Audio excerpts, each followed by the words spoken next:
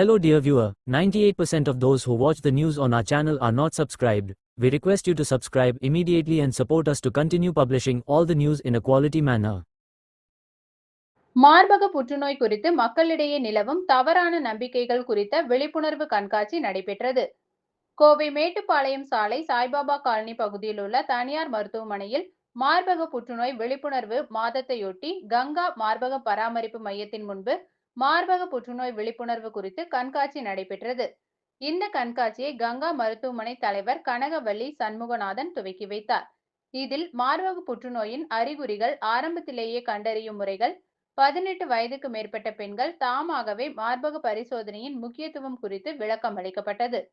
Mammogram மூலம் அதன் பரிசோதனை நடைமுறை செய்து கொள்ளலாம் எனவும், 40 வயதுக்கு மேற்பட்ட பெண்கள் ஆண்டுக்கு குறைந்தது ஒரு முறை மேமோகிராம் பரிசோதனை மேற்கொள்ள வேண்டும் என மருத்துவர் வலியுறுத்தினார்.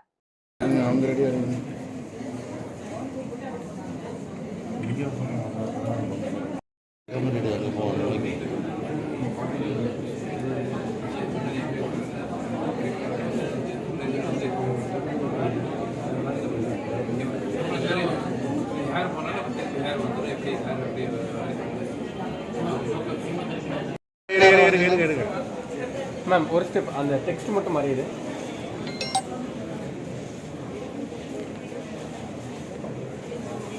One second ma'am.